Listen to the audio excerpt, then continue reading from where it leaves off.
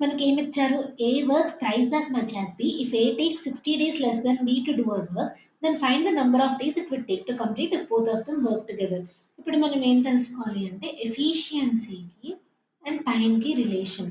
ఇప్పుడు మనకి ఎఫిషియన్సీ ఎక్కువ ఉందనుకోండి, తక్కువ టైంలో వర్క్ చేసేస్తాం. అంటే ఏంటి?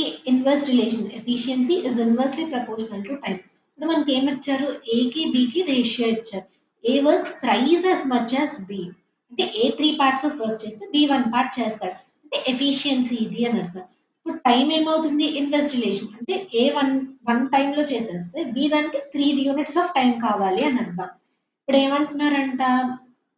It takes A takes 60 days less than B to do a work అంటారు. ఇప్పుడు ఏని నేను 30 డేస్ అని అజ్యూమ్ చేసుకున్నాను అనుకోండి. బి ఏమవుతుంది? 30 ఇంటూ 3 90. వీటి రెండింటి మధ్య డిఫరెన్స్ ఎంత? 60 డేస్. అంటే వాళ్ళు ఇచ్చిన కండిషన్ సాటిస్ఫై అవుతుంది. Then find the number of days it would take to complete the work if both of them work together. ఇద్దరు కలిపి పని చేస్తున్నారు. సో ఎఫిషియన్సీ ఏమవుతుంది? ఏ ప్లస్ బి అవుతుంది. అంటే ఎంత? 3 plus 1 which will be 4.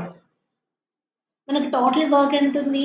90 units by units per day అంటే 4. అంటే ఎంత వస్తుంది? 22.5 days.